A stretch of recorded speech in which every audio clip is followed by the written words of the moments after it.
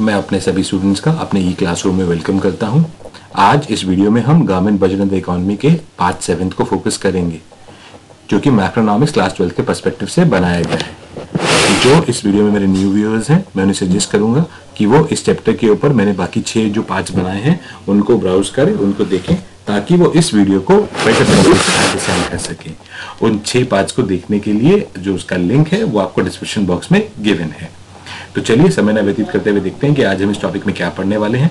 जैसा कि आप लोग जानते हैं, जो मेरे व्यूअर्स हैं वो जानते हैं कि हम ऑलरेडी इस टॉपिक के ऊपर 6 पार्ट्स डिस्कस कर चुके हैं, जिनके अंदर हमने जो लास्ट पार्ट था उसमें हमने रेवेन्यू डेफिसिट के बारे में फोकस किया था। उसी कंटिन्यूएशन में इस पार्ट में हम फिस्कल डेफिसिट के बारे में डिस्कस करेंगे कि फिस्कल डेफिसिट का क्या मीनिंग होता है और उसके इम्प्लीकेशंस क्या है, यानी कि वो क्या इंडिकेट करता है, उसके बारे में फोकस करेंगे। चलिए जानते हैं फिस्कल डेफिसिट। फिस्कल डेफिसिट को अगर हम आसान शब्दों में कहें तो वो हमारा जो डेफिसिट, जैसे मैंने क्या पहले बताया था कि डेफिसिट का मतलब कमी है, वो हमारी उस कमी को रिप्रेजेंट करता है जो कि हम नहीं रिसीव कर पा रहे हैं, जो हमारे एक्सपेंडिचर से ज्यादा है। यानी कि अगर आप फिस्कल डेफिसिट को कहें तो फिस्कल डेफिसिट क्या है? It refers to the excess of total expenditure over total receipts excluding borrowings. तो टोटल एक्सपेंडिचर जब हमारा जो है वो ज्यादा है हमारे टोटल रिसिप्ट से एक्सक्लूडिंग बोरोइंग्स, तो उसको हम फिस्कल डेफिसिट कहेंगे। देखिए, नॉर्मली आप कहेंगे sir total expenditure total receipts के बराबर हो जाएगा तो क्या होगा? अगर टोटल एक्सपेंडिचर टोटल रिसिप्ट्स तो हमेशा बराबर ही होते हैं। मतलब क्या हुआ इसका? इसका मतलब ये है कि अगर आपने कोई पैसा खर्चा किया है तो वो खर्चे करने के लिए पैसे आपने कहीं से तो रिसीव किए होंगे। सपोज आप बाजार गए और आपने 100 रुपए खर्च कर दिए, तो वो 100 रुपए आपकी पॉकेट में कहीं से तो आए होंगे, यानी कि 100 रुपए आपने कहीं से तो रिसीव किए होंगे, करेक्ट? तो अगर आपका टोटल एक्सपेंडिचर और टोटल रिसिप्ट्स बराबर होंगे तो आपका जो वैल्यू आएगा वो हमेशा वो जीरो आएगा, क्योंकि ऐसा होता ही है कि हमारे टोटल एक्सपेंडिचर हमेशा टोटल रिसिप्ट्स के बराबर ही होते हैं। लेकिन इस पे हमें फोकस करना है कि जो हमारे डेफिसिट्स हैं, वो कमी है कि जो हमारे जो पूरे एक्सपेंडिचर्स हैं वो हमारे रिसिप्ट्स जो आ रहे हैं, बोरोइंग को छोड़ के, कर्जे को छोड़ के जो रिसिप्ट्स आ रहे हैं उसको छोड़ के जो हमारा पैसा है वही फिस्कल डेफिसिट है। देखिए, पहले इसको डिटेल में समझने के लिए पहले इसको स्टेप बाय स्टेप कंटिन्यू करते हैं। देखिए, हमारा टोटल एक्सपेंडिचर 2 पार्ट में डिवाइड होता है, रेवेन्यू एक्सपेंडिचर और कैपिटल एक्सपेंडिचर। यानी कि हमने जो भी अर्थव्यवस्था में खर्चा किया वो कुल इन दोनों सेगमेंट्स में नोट होता है। लेकिन जो पैसा हम इकोनॉमी में रिसीव करते हैं वो हमारा पैसा जो बोरोइंग को छोड़ के है वो हम 2 जगह से रिसीव करते हैं। एक तो कमाई से, वो रेवेन्यू रिसिप्ट है, और दूसरा है कैपिटल रिसिप्ट, जो कि नॉन डेट है, यानी कि बिना कर्जे वाली। बिना कर्जे वाले यानी कि आपने कोई एसेट बेच दिया, आपने अपने डेटर्स कम कर लिया, आपने कोई अपना लोन रिकवर कर लिया। और कमाई वाली कौन सी है? टैक्स वाली और नॉन टैक्स वाली। इसी बेसिस पे हमने फॉर्मूला बनाया कि fiscal deficit is equals to total expenditure, कुल खर्चा जो अपना सारा खर्चा हुआ उसको हमने माइनस किया किससे? हमारे टोटल रिसिप्ट से, ये जो हमने कमाया उससे माइनस किया। और हमने एसेट बेच के पैसा लेके आए वो हमने जो अपने एसेट्स को कम करके जो पैसे लेके आए वो भी हमने इंक्लूड किया। लेकिन लायबिलिटी जो हमने बोरोइंग्स बढ़ा के किया उसको हमने अलग रखा। इसीलिए हम कहते हैं कि हमारा जो फिस्कल डेफिसिट है वो हमेशा बोरोइंग्स के बराबर होता है। अगर इसके फॉर्मूले पे कैलकुलेट करें, अगर हमें कैलकुलेट करना है तो हम इसको कैसे कह सकते हैं कि टोटल एक्सपेंडिचर जो है उसके 2 सेगमेंट्स है, रेवेन्यू एक्सपेंडिचर और कैपिटल एक्सपेंडिचर। और टोटल रिसिप्ट जो है इंक्लूडिंग बोरोइंग्स के, टोटल रिसिप्ट है revenue receipt plus non debt capital receipt, correct? तो ये नॉन डेट कैपिटल रिसिप्ट में क्या है? रिकवरी ऑफ लोन्स, यानी प्लस अदर रिसिप्ट, कोई सामान बेचकर अगर पैसा लिया तो ये जो पैसा आया, जो फिस्कल डेफिसिट आया वो बोरोइंग्स के बराबर आया। मैं समझ सकता हूं अभी तक आपको जो है थोड़ा कंफ्यूजन रहा होगा। इस कंफ्यूजन को सॉर्ट आउट करने के लिए मैंने एक इंडिविजुअल पर्सपेक्टिव से गवर्नमेंट पर्सपेक्टिव तक का एक स्लाइड फॉर्म किया है ताकि उसको अंडरस्टैंड कर सकें। लेट्स टेक एक मिस्टर ए है।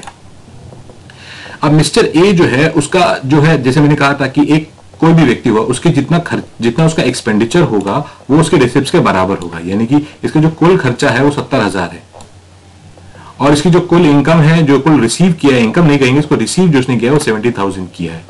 तो 70,000 जो है वो स्पेंड कर रहा है, 70,000 वो रिसीव कर रहा है। ऑब्वियसली अगर वो 70,000 रुपए कहीं खर्च कर रहा है तो 70,000 रुपए कहीं से तो आए होंगे। तो समझते हैं उसको, देख ली। देखिए, मिस्टर ए की कुछ ऐसे रिक्वायरमेंट्स हैं जो उसको पूरा करने के लिए अपने जो डेली जीने के लिए चाहिए, जैसे फूड, फ्यूल, रेंट। ये जो सारा खर्चा है, फूड 8,000 का, फ्यूल 2,000 का, रेंट 10,000 का। और मिस्टर जो ए है उसने एक लैंड भी परचेज किया है। इस लैंड का जो वैल्यू है वो 50,000 रुपीज है। तो यानी कि मिस्टर ए की जो नीड्स हैं वो इस महीने की या इस साल की या कोई भी हमारे टाइम पीरियड लें तो उसकी जो नीड्स हैं वो 70,000 के आसपास है, ये 70,000 है। तो उसका एक्सपेंडिचर जो है 70,000 का है। लेकिन मिस्टर ए की जो इनकम है, जो पैसा वो कमा रहा है, वो इनकम कितनी है उसकी? वो इनकम 4,000 है। या 40,000 सॉरी। तो यानी कि मिस्टर ए को कितने रुपए चाहिए, मिस्टर ए को 30,000 रुपए और चाहिए, ताकि वो अपने जो है वो इस 70,000 को मीट कर सके, अपने खर्चे को मीट कर सके। अब मिस्टर आई ने सोचा कि अगर मुझे 30,000 का अरेंजमेंट करना है तो उसको अरेंज कैसे करेंगे। उसके पास दो ऑल्टरनेटिव्स थे, या तो अपनी कोई एसेट को कम करे, करेक्ट, तो या तो अपनी कोई एसेट को कम करे। तो एसेट कम करने के लिए उसके मिस्टर ए के पास एक साइकिल थी जो उसने 5,000 रुपए की बेच दी किसी एक लेंडर को, किसी एक व्यक्ति को। तो जब उसे 5,000 की बेची तो मिस्टर के 5,000 रुपए आ गए। तो ये जो सेल ऑफ एसेट्स मिस्टर 5,000 के पास आई, उसका सामान तो उसने बेच दिया, लेकिन उसके पास अभी भी 30,000 में से 5,000 ही आए हैं, लेकिन अभी 25,000 का डिफिसिट है। तो 25,000 के लिए उसने उसी व्यक्ति से कहा कि भाई मुझे 25,000 उधार दे दो, मैं तुम्हें वापस दे दूंगा। तो उसने क्या किया, उसने बोरोइंग की। अब उधार लेने का मतलब क्या हुआ कि इसे भविष्य में ये 25,000 इंटरेस्ट के साथ वापस करने पड़ेंगे इस व्यक्ति को। Let's say he is mister B, तो मिस्टर बी को उसे वापस करने पड़ेंगे, मिस्टर बोरोवर जिसे बोरो कर रहा है वो। तो ये जो है ये उसने लायबिलिटी को अपने इंक्रीज किया। तो उसके लिए जो लायबिलिटी इंक्रीज हुई, उसके पास जो कमी हुई, जिसके ऊपर उसके बस बोझ हुआ, जो बर्डन हुआ, वो कितने का हुआ, दैट इज 25,000 का लोन। तो इसका मतलब उसके पास जो एक्चुअल डेफिसिट रहा, जो उसकी लायबिलिटी क्रिएट कर रहा है, वो कितने का है, 25,000 का, जो कि बोरोइंग्स है। अब इसी पर्सपेक्टिव गवर्नमेंट के पर्सपेक्टिव से समझते हैं। देखिए गवर्नमेंट के भी रिसिप्ट्स और पेमेंट्स बराबर होंगे। तो अभी इसको मैंने आसान करने के लिए मैंने कहा कि भाई गवर्नमेंट के जो एक्सपेंडिचर्स है वो कहां कहां हो रहे हैं, रेवेन्यू एक्सपेंडिचर, जैसे मैंने कहा सब्सिडीज देनी है, वेजेस पे करनी है, ये 1 करोड़ में जो है कुछ एग्जाम्पल प्लॉट किया, करेक्ट। और गवर्नमेंट को कुछ कंस्ट्रक्शन एक्टिविटी करनी है डेवलपमेंट के लिए, जैसे डैम बनाना है, रोड्स बनाने हैं। सो इन सबका जो टोटल जो गवर्नमेंट को स्पेंड करना है वो 85,000 करोड़ करना है सपोज। लेकिन इस 85,000 करोड़ के लिए गवर्नमेंट के पास जो इनकम जनरेट हो रही है वो केवल 60,000 करोड़ की ही इनकम जनरेट हो रही है उसके रेवेन्यू रिसिप्ट से। तो जो गवर्नमेंट है उसको कितने पैसे अरेंज करने पड़ेंगे, गवर्नमेंट को अरेंज करने पड़ेंगे 25,000 करोड़। तो गवर्नमेंट के पास इसको 25,000 करोड़ करने के बाद क्या ऑप्शन है, उसके पास दो ऑप्शन है, या तो अपनी एसेट को रिड्यूस कर दे, यानी कि उसके पास कोई एक पीएसयू होगा, पब्लिक सेक्टर अंडरटेकिंग, जिसपे सरकार का आधिपत्य होता है, उसका कोई एसेट है उसको बेच दे, या दूसरा वो अपनी लायबिलिटी को इंक्रीज करे। तो अगर वो अपनी एसेट बेच रहा है, एसेट रिड्यूस कर भी रहा है, तो उससे कोई फर्दर इंप्लीकेशंस नहीं आ रही, क्योंकि वो तो सरकार ने अपना एक जो एसेट था वो बेच दिया, उसके ऊपर फर्दर कोई लायबिलिटी जो है कोई और बोझ नहीं आ रहा। लेकिन अगर वो लोन लेता है, वो अगर कोई मान लीजिए बोरोइंग्स करता है, तो वो उसके लिए एक फर्दर लायबिलिटी का ऑप्शन क्रिएट करती है। तो जब वो लायबिलिटी का ऑप्शन क्रिएट करती है उसके लिए, तो वो एक मैटर ऑफ कंसर्न है गवर्नमेंट के लिए।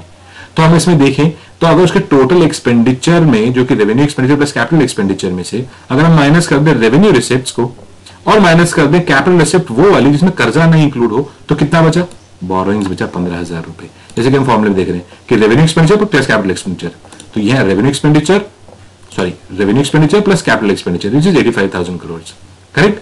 और इसमें से हमने माइनस किया रेवेन्यू रिसिप्ट्स, तो इसमें से हमने रेवेन्यू रिसिप्ट्स को माइनस कर दिया विच इज 60,000 करोड़, करेक्ट। और हमने क्या माइनस किया इसमें से, नॉन डेट कैपिटल रिसिप्ट, जो बिना कर्जे वाली कैपिटल रिसिप्ट कौन सी है, 10,000, तो क्या बच गया, 15,000 बच गया। अगर 15,000 ऐड कर देंगे तो ये बराबर ही हो जाएगा।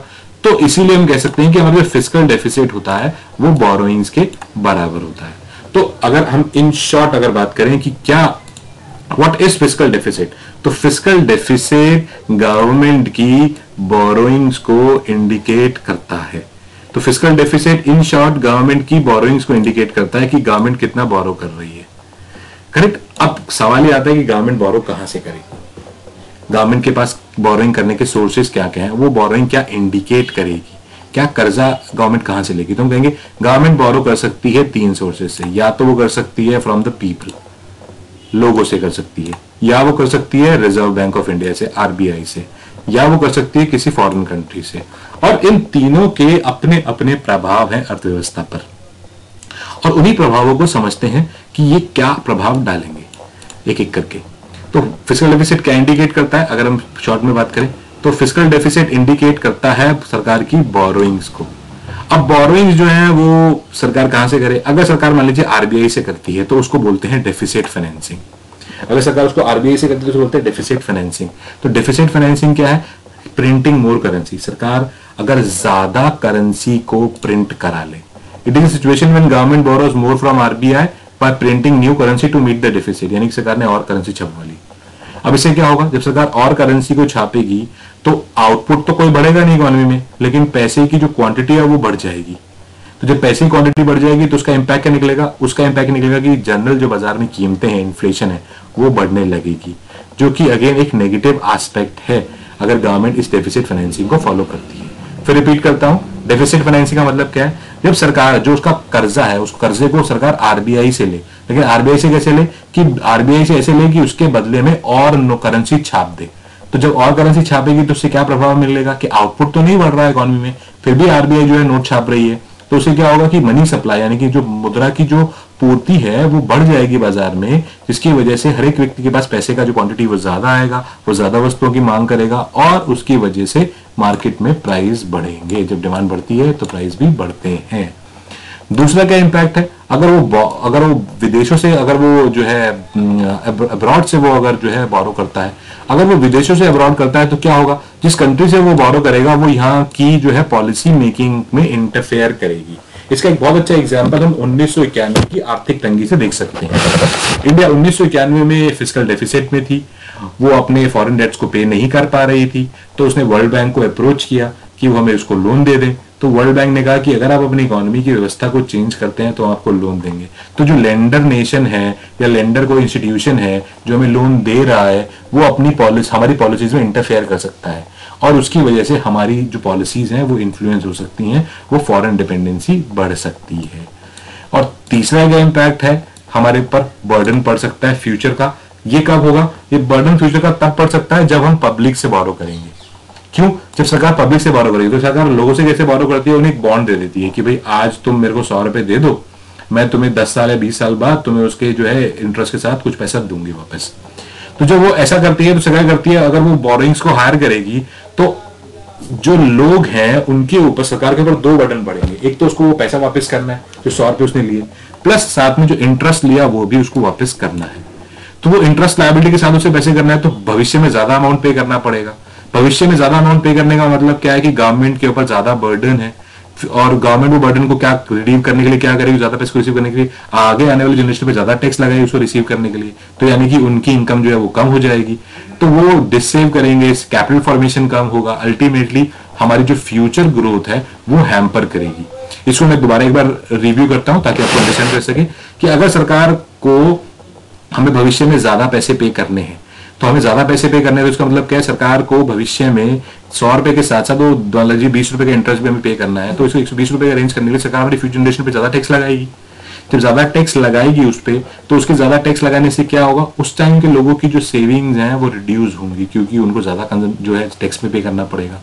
तो सेविंग रिड्यूस होगी तो कैपिटल फॉर्मेशन कम होगी, यानी कि जब हमारी ओवरऑल सेविंग कम होगी कैपिटल फॉर्मेशन कम होगी, कैपिटल फॉर्मेशन कम होगी तो अल्टीमेटली इकोनॉमी की ग्रोथ पे फर्क पड़ेगा, उसकी ग्रोथ को हैम्पर करेगा। तो आज का इंपैक्ट नहीं है लेकिन ये भविष्य का इंपैक्ट पड़ेगा।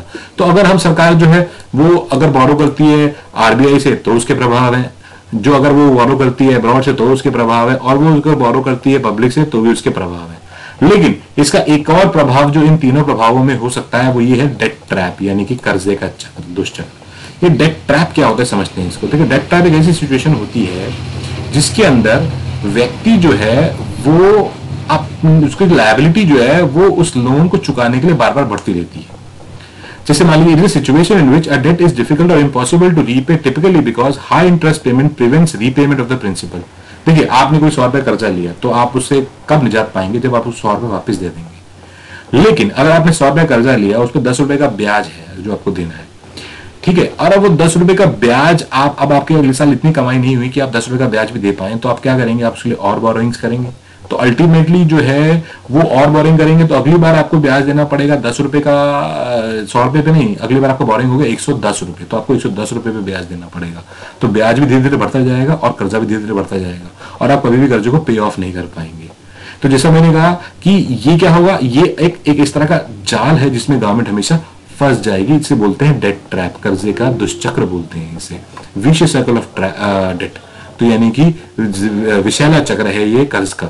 जैसे कि फॉर एग्जांपल गवर्नमेंट ने फिस्कल डेफिसिट लिया जिसमें उसको जरूरत थी बोरोइंग करने की, अब ये बोरोइंग का बर्डन उस पर आया फ्यूचर में पे कमिटमेंट पे करने से, तो उसकी इंटरेस्ट पेमेंट्स बढ़ेंगी।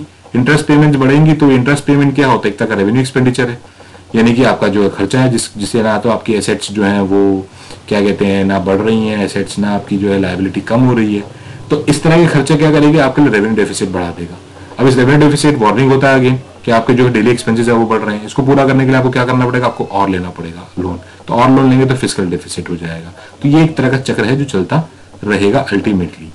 तो अगर हम देखें तो फिस्कल डेफिसिट क्या है, फिस्कल डेफिसिट सरकारी कर्जे को दिखाता है। अगर मैं ब्रीफ आउट करूं कि व्हाट इज फिस्कल डेफिसिट, तो फिस्कल डेफिसिट सरकार के कर्जे को दिखाता है और उस कर्जे से हमें ये पता लगता है कि सरकार जो है कितना जो है डेफिसिट रन कर रही है, कितना कर्ज में है। लेकिन एक बात ध्यान रखें, सरकार और एक इंडिविजुअल को हम कंपेयर कर रहे हैं, लेकिन दोनों में एक बहुत डिफरेंस है। एक इंडिविजुअल अगर बहुत ज्यादा बोरोइंग करता है तो उसके लिए समस्या का विषय है, क्योंकि वहां पर वो उसको जो है कभी ना कभी इस सिचुएशन से निकलने के लिए कोई साधन देखना पड़ेगा, नहीं तो वो जो है अपनी जरूरतें पूरी नहीं कर पाएगा। लेकिन गवर्नमेंट का जो ऑब्जेक्टिव है डिफरेंट है। गवर्नमेंट जो है बोरो करती है बिकॉज ऑफ वेलफेयर मोटिव। तो जब गवर्नमेंट वेलफेयर मोटिव के लिए बोरो कर रही है तो वहां पर government typically year by year इसको चैनलाइज कर सकती है और उस पैसे को स्पेंड कर सकती है। तो आई होप फिस्कल डेफिसिट आपको इस वीडियो के बाद डिटेल में समझ में आया होगा। हालांकि मैं अगर ब्रीफ आउट करूं कि फिस्कल डेफिसिट क्या है तो हम एक आसान शब्द में कहेंगे फिस्कल डेफिसिट सरकार के कर्जे को दिखाता है। अब साथ में इसके एक सवाल और आके आता है कि क्या फिस्कल डेफिसिट एडवांटेजेस है, क्या सरकार, क्योंकि सरकार तो भला कर रही है, वेलफेयर का एक्टिविटी कर रही है, तो क्या वो वेलफेयर एक्टिविटी के लिए सरकार को कर्जा करना चाहिए कि नहीं करना चाहिए, क्या वो बेनिफिशियल है नहीं बेनिफिशियल है। तो उसका अगर आसान शब्द बात करें कि वो हाँ भी है और ना भी है। अब वो डिपेंड करता है कि सरकार जो कर्जा कर रही है उसका प्रयोग किस पर्पज के लिए कर रही है। अगर सरकार उस पैसे को बोरो करती है और उसे स्पेंड करती है प्रोडक्शन एक्टिविटी पे, जैसे कि रोड्स बना रही है, डैम्स बना रही है, पीएसयूज बना रही है, तो ऐसी एक्टिविटी भविष्य में हमें ग्रोथ देगी, यानी कि हमारी अर्थव्यवस्था को बढ़ाएगी, हमें आगे संसाधन बनाने में हेल्प करेगी, हमारी इनकम को बढ़ाएगी, जो कि अभी की लायबिलिटी को ऑफसेट कर देगी। यानी कि उस जो अभी का नुकसान हो रहा है, जो अभी का कर्जा बढ़ रहा है, उसको बाद में वो ग्रोथ जो है वो उसके लिए ऑफसेट कर देगी। लेकिन अगर यही पैसा खर्चा किया जा रहा है केवल कंजम्पशन एक्टिविटी के लिए, पेंशन देने के लिए, सब्सिडी देने के लिए, तो ये तो हमारे ऊपर और बर्डन भी बढ़ाएगी। इसको एक्सप्लेन करके समझते हैं ऐसे कि मान लीजिए आप कोई लोन लेते हैं और उस लोन से कोई कार खरीद लेते हैं। तो जब आप उससे कार खरीद लेते हैं तो आपने उसका कार का यूज किया तो उसकी जो एसेट की वैल्यू है वो तो कम होती गई ओवर द टाइम, ठीक है, और जो आपके ऊपर लायबिलिटी बनती गई वो भी बढ़ती गई। लेकिन अगर आप लोन लेते हैं और उस लोन से आप कोई मान लीजिए कोई कोर्स ज्वाइन करते हैं जो कि आपको 3 साल के बाद कितनी इनकम का गारंटी देती है, तो वो लोन अभी तो आपके लिए लायबिलिटी का क्रिएशन होगा, लेकिन भविष्य में आपको पे ऑफ कर देगा जो भी अपनी लायबिलिटी यूज की है। उसी प्रकार फिस्कल डेफिसिट एडवांटेजेस है या नहीं है, ये डिपेंड करता है कि किस पर्पस के लिए आपने उसको बोरोइंग्स को यूज किया है। अगर वो प्रोडक्शन एक्टिविटी के लिए यूज किया गया है तो वो बेनिफिशियल है, और अगर नहीं प्रोडक्शन एक्टिविटी के लिए किया गया है तो वो यूजफुल नहीं है। आई होप आपको इस वीडियो से फिस्कल डेफिसिट और उसके इंप्लीकेशन समझ में आए होंगे। नेक्स्ट वीडियो में हम प्राइमरी डेफिसिट के बारे में बात करेंगे जो कि इससे लिंक्ड है। Thank you for watching my video.